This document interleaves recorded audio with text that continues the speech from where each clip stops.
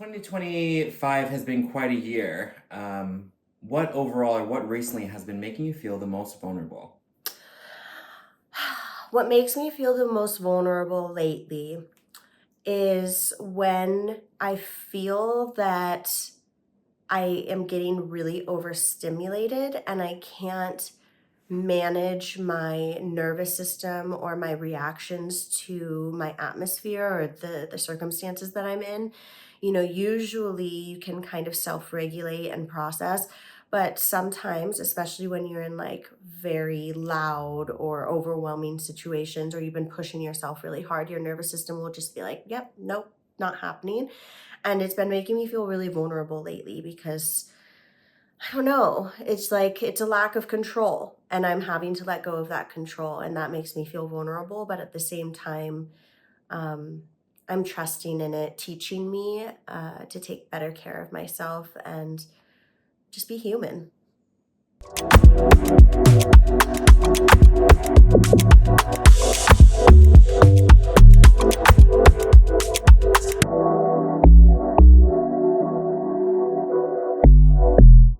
Just naturally rolling into it, friends. Hi. So, I have a theory that pretty much any time that you see a podcast host doing a solo episode and they're like, it's the end of year recap, or it's a new year, blah, blah, blah, or it's my birthday, so I'm doing a solo episode, it's probably because I had a guest cancel. We were filming with a guest today, and unfortunately, she got sick and couldn't make it, which happens. It is also very much so that season. I just got over a cold because I was in New York City and definitely picked it up in the midst of everything that I was doing. So, very understandable. But we didn't want to miss the opportunity to film since we were set up. And I felt like I had a lot to kind of catch up on with the trip that I just took to New York City and all of the kind of cool and exciting stuff that I got to do. As well as, yeah, just a little check in. Like, this is the end of the year. This episode probably won't come out until sometime in February, I would guess, maybe March. But it's kind of like a wrap up, a new year, a new beginning. So you just got me today. And Brandon, thank God. That's going in the story. I was like, I can't film a solo episode by myself. It feels too strange not to have anyone there. So, yes, I just got back from New York City, which was a huge whirlwind. I was there doing work with Sephora. Sephora Holiday is always a huge, just massive activation around this time of the year for me in New York. And this year was different because there have been some changes at the company, and at the moment, I am the only beauty director at Sephora. So I was really standing in a much bigger way and kind of taking on more than I have in the past. It was my first time filming for Good Morning America, which was a very big deal.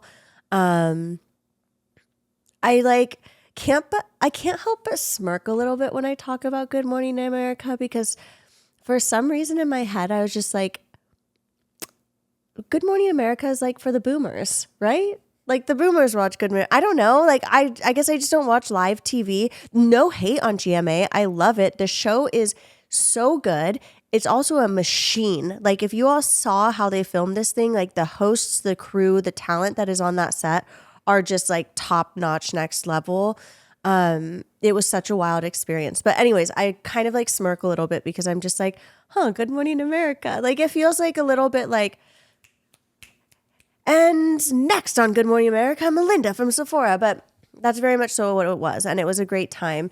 It was essentially like a 3 to 4 minute segment where I needed to speak to 8 different holiday gift sets. And I don't know if you've ever looked at brand names for products, but they are often like a novel. And that is because they're putting words into it for SEO purposes, for search engine optimization purposes. So when you go on like Sephora.com or on Google, if you're typing in like, show me the best highlighter, I want it to be luminous and glossy, like the more keywords that they put into the title, the more likely the title is going to come up. So these names are like a novel length long, and I had to nail them and get them perfect.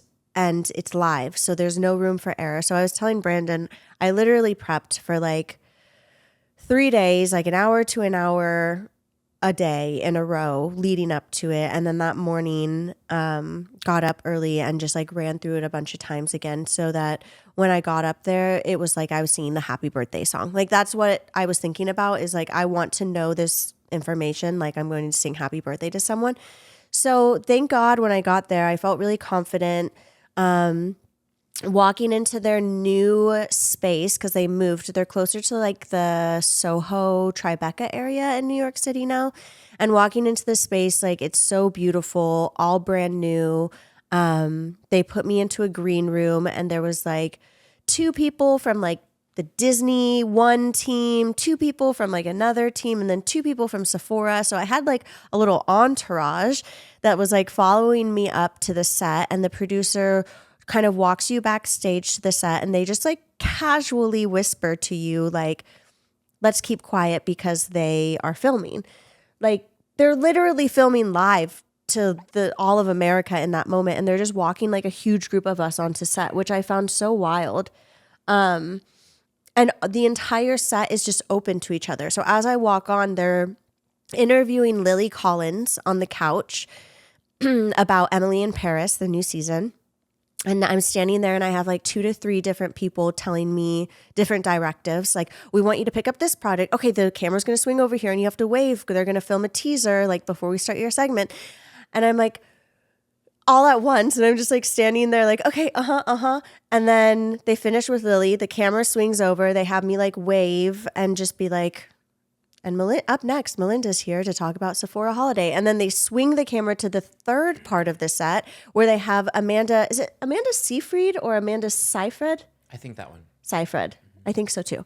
They were interviewing her on these high top chairs. And so you're just kind of like standing there taking it all in and like counting down the seconds until they then move the camera back to you. And then you're just on. And she gave me, one of the producers gave me like a little heads up. She's like, the host will tap you on your side if she needs you to move along, because she's going to be watching the time. And I was like, well, she's inevitably going to tap me on the side because I know how this goes and they're going to want to push it along. I timed myself, and like everything was, I think, 2 minutes and 55 seconds. And I left time in for like her little intro and outro and a little bit of banter between us. And that was 2 minutes and 55 seconds. So I figured, okay, like the segment's going to be about 3 minutes and 30 seconds when we actually film it. You know, I was really doing the math, and I looked back at like prior years of people doing this and like tried to figure it out. I'm picturing the insert that says leave room for banter. Yes. Yeah, literally. I'm like such a Capricorn, like plotting this out, like second by second, like bullet point by bullet point. From Emily in Paris to Melinda in New York. I love it. Yes, that's what it felt like. And she nudged me along, I think twice, but it was totally fine. Like when I got to the second last product, the Makeup by Mario palette, she nudged me along because I was going to say a little bit more about it, but it actually worked out really well because she ended up bringing the palette back up because she loved it so much, and I got to say the fact that it's in my personal and professional kit. But it went really well. I did not fall on my face. I am so relieved that I got all the product names right, because like as I'm saying them, the product names are like literally written up on the screen as well. So if I get it wrong, like someone's going to notice that word is different.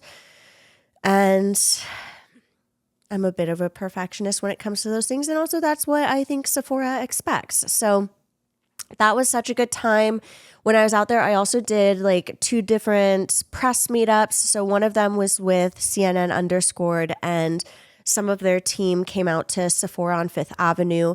We looked through the holiday sets and we figured out like a holiday look for a more mature skin type, and talked about what we could swap out from her existing routine and add in based on Sephora Holiday. And that look turned out really pretty. I was obsessed with the Danessa Myricks Color Fix sticks. If you guys haven't checked those out, they're incredible.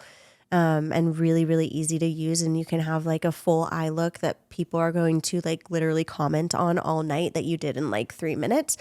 I love those. But that meetup was really fun, and they just filmed that for social media. So that ended up on the CNN_ Instagram. What else did we do when we were in New York? Oh, let me give you the tea on, I don't know if I've told you this, Brandon, but you might have seen me post about it. Let me give you the tea on my hotel room. So everything was so inflated. I know. Brandon's already gasping. I have an idea. Gasped.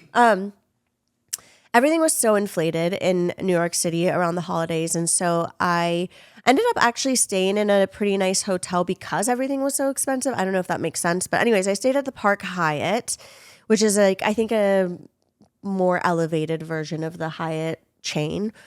And when I was checking in, the lady was super nice and she gave me my hotel room, and I get up there and I'm like, this is fucking huge. Like, it was a massive suite. I've never seen a living space this big in New York City in all of the years that I've been going to New York. Like when my sister lived there, friends that live there. I mean, I don't know anyone rich enough to have a space this big in New York City. It was a full living room.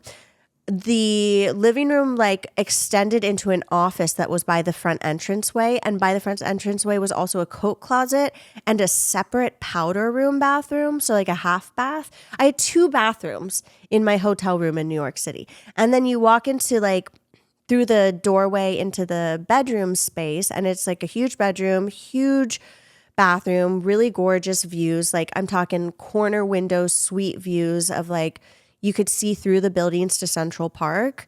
Just unreal. And I wasn't about to call down and like complain. I was just kind of like, why am I in a suite? Like they didn't tell me they upgraded me. So the next morning I go down to the front desk and I was trying to change my credit card because I was paying for my first night stay since I went a night early to see my family friend. And then Sephora was paying for the rest of my stay for work. And so I went down to change my card for like the first night. And there was a different woman working and she was like, oh, they upgraded you. And I was like, I thought that there was like a thank you due. Like I was so surprised by like the space. And she's like, yeah, they upgraded you to one of our best suites. Like it must have been a mistake. Like the girl was new or something like that. And, you know, obviously they weren't about to make me change rooms.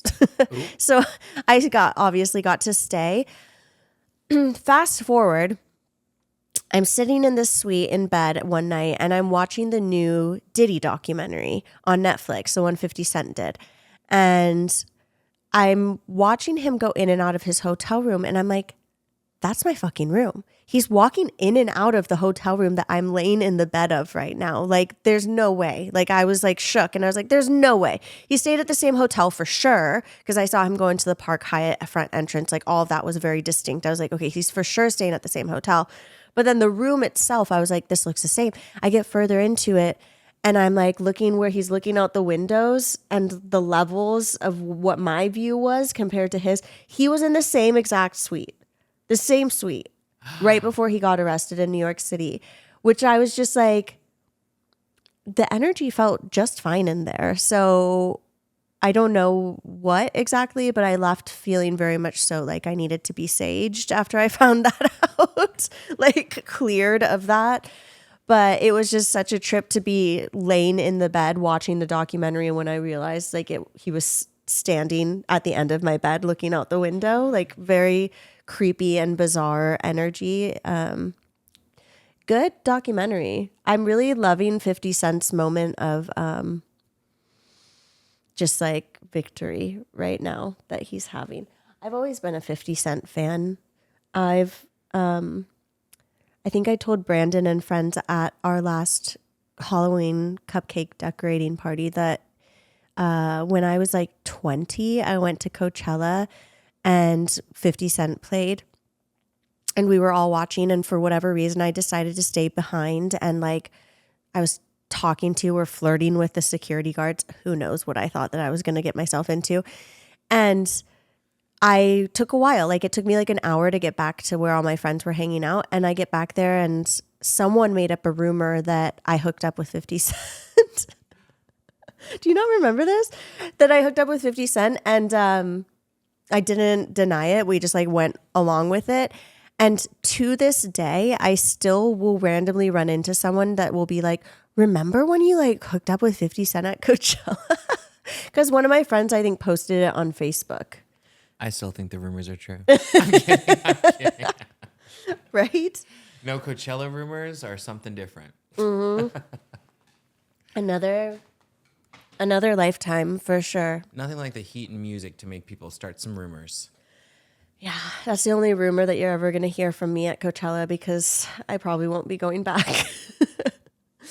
I don't know. I went a couple years ago.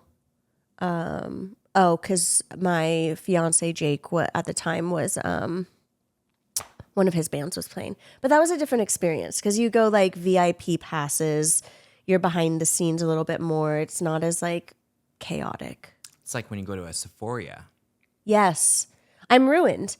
Between like the experience of getting hooked up for shows and then getting it hooked up for like beauty events, I'm kind of just an asshole now. Like I'm not willing to go GA anymore. Actually, I'm not going to say I'm an asshole. I'm going to say my nervous system is an asshole. That's just what they want now. But GA, good asshole. Yeah, good asshole. What else happened in New York City? Did some press meetups. We took a bunch of beauty editors to see the Rockettes at Radio City Music Hall. That was really fun. I've never seen them perform before, and it's such like an iconic show. And growing up as a dancer, it was kind of cool to see it. The show was pretty funny too. Like, have you seen it? I actually have, and I fell asleep. That is no disrespect to them. They are very good performers. That's the best response. I am just tired, and I've been tired. It's a long show. That's all. Brandon, like every one of us during the holiday season, I'm tired. I could have fallen asleep at that point. I will say, I felt immense gratitude the entire week. I mean, I was having like a Home Alone movie moment, like being in that suite in New York City and getting to do these, fun, hard, demanding, stressful, but very exciting and big opportunities. And so I was having like just sitting in a lot of gratitude, which felt really good until like the second to last day where my nervous system like hit a wall. I was staying obviously in Midtown. So it's like super hectic. You're constantly sardined in crowds. And I was on every single day for at least one major thing I was on. And then I got my period. And then I started to get sick. And that last day when we took them all to the Rockettes, I think I just like hit a wall. After the show, we took shuttle buses to this really beautiful restaurant. It's a new restaurant called Che Fifi in the Upper East Side. And it was gorgeous, but it's a very small and narrow space. And when I say, like, the acoustics were so loud, I felt so overstimulated. And usually I'm pretty good about remembering to take, I'm prescribed something called gabapentin that it's kind of just like I take it as needed for when I'm like jittery or my nervous system is having a hard time or I'm going to be in like a very chaotic environment or something like that. And I completely forgot to take it that day. And I thought, I'll be fine. We're just going to the show and like dinner. It's not like I'm getting on stage or I'm doing Good Morning America or something. I don't take it every time either. It's usually like I feel out whether or not I think that I might need a little something. And it doesn't make me feel any different. Honestly, at times I'm like, is this like a subconscious thing? Like, is it actually doing anything or placebo effect rather? But I definitely could have used it. I was in the restaurant and I was so overstimulated and I had to give a speech before we got started just to like welcome everyone, say thank you for being here, and then introduce the Sephora executives that were there. We had 2 Sephora executives that were going to say a few words. And just even memorizing like their titles can be lengthy and stuff. But I could not catch my breath once I started to give the speech. Like, I don't know what happened, but like literally the breath was taken out of me. Like, thank God I didn't completely freeze up. I was saying the words, but I'm sure everyone thought I was like really nervous or something.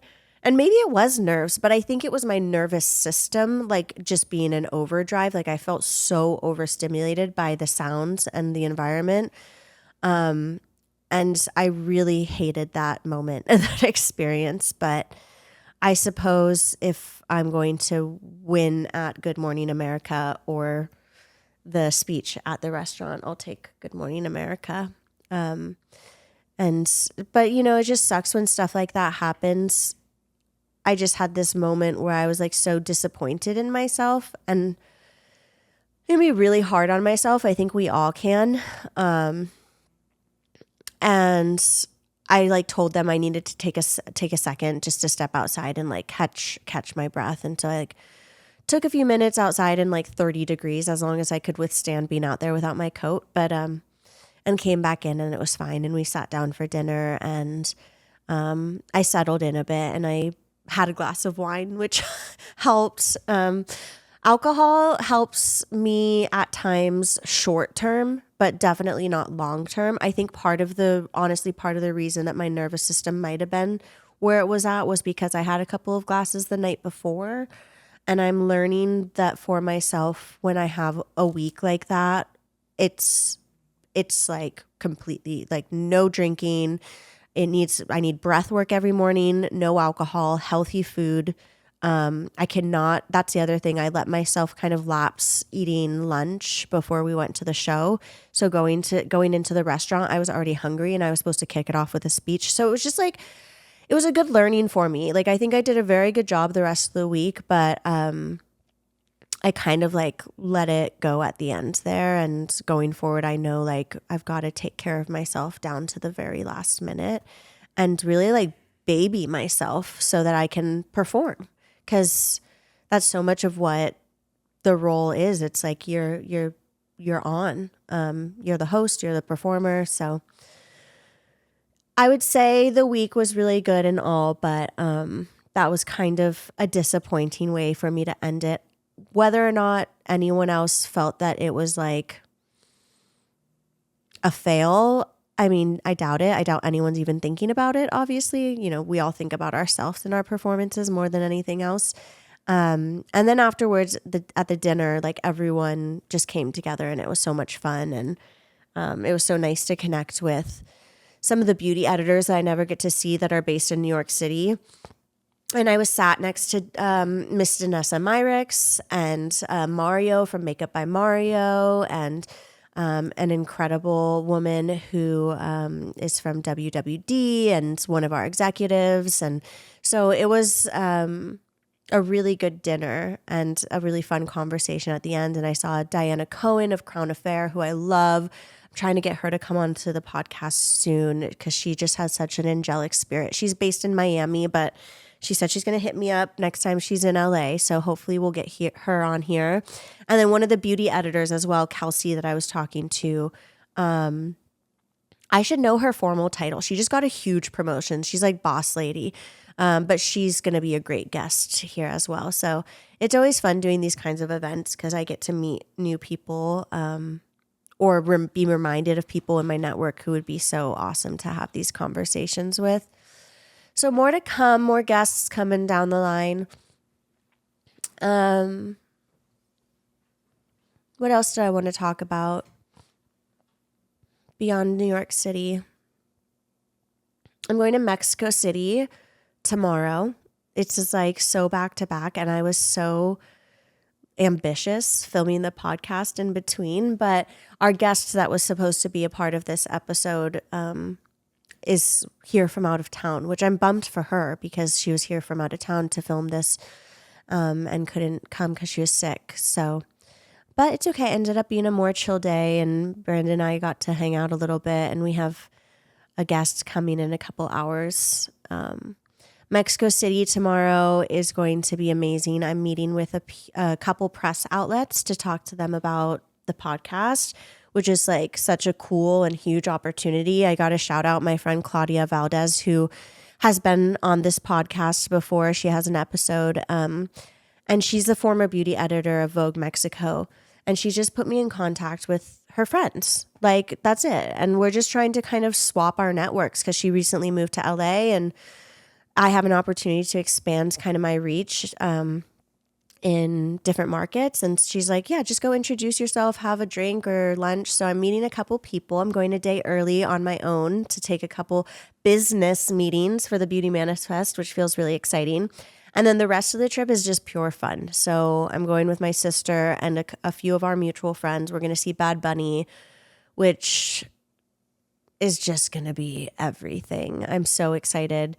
And there's something like very important happening. I should read it and write it down so I have an understanding of it for my astrology energetically on the night that we're seeing Bad Bunny, which I feel like is going to be perfect because to be around that kind of energy with a big shift in like or transit in your astrological chart feels significant. So I'm really looking forward to that.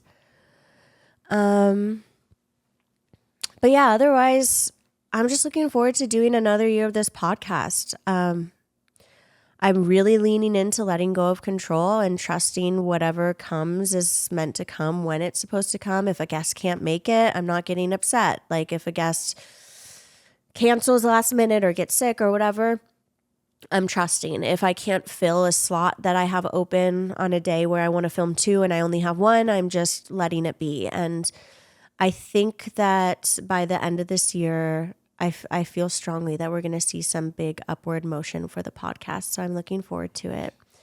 And just want to thank you all, as always, for your love and support in watching and supporting and sharing. Please always let me know if you have any ideas or guests that you want me to have on. Leave it in the comments below. I really like hearing from you all. And yeah, I just wanted to do a little check-in. Can I ask you one other question? Yeah. Actually, you know how you like to say what makes you feel the most vulnerable? And Yeah. sometimes people think it's being their worst critic. Actually, right now, can you be vulnerable and be your best critic and kind of summarize your wins and highs from this year on the podcast? Fuck you. I want to hear Absolutely that. not. Get out. I love you. Okay, my best wins for the podcast specifically. Best wins for the podcast. If you were your best critic, you love this podcast. Yeah. Tell people what are the highlights. Okay. One of the things I'm most proud about for the Beauty Manifest that I feel very fortunate to have is that with most guest format podcasts, one of the hardest aspects of making the podcast happen is finding guests to come on. I mean, I know people who pay guests to come on. I know people who charge guests, like they have the guests pay them to come on, and all these different formats.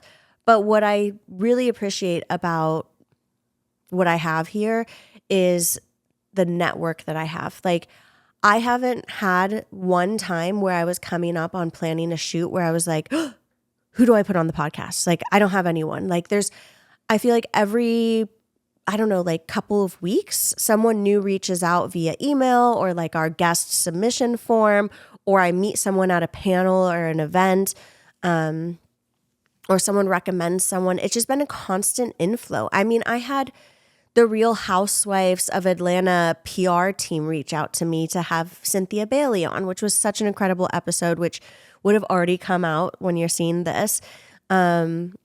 You know, I've had Mona Katan of Kayali, like that team, they reached out to me about having Mona on and her interest and love for mental health. And I'm very flattered that even though the podcast is still building, the viewership, the downloads, all the metrics are still slow and steady. The chatter within the beauty industry is there and the conversation is happening and people are finding it and they're asking to come on. They're asking to have the conversation that I'm starting. And so that's the thing that I'm the most proud of. Everything else, I have no idea how it's going to come to life.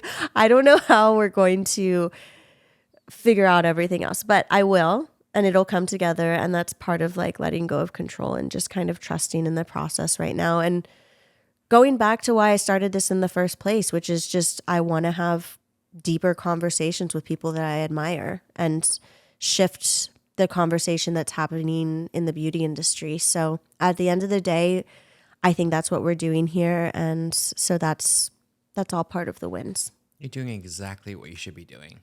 Thanks, and I'm friends. excited to hear and see what we've got coming in the new year for all the guests and listeners. Yes. Yeah, we're going to have a lot of exciting guests this year for sure. So love you all. Thank you again for your support. Seriously, it means the world. Every time one of you out in the wild tell me that you watch this or you share it, I'm just like gagged. Like, seriously, thank you. It's been so much fun. So, all right, I'll see you in our next episode.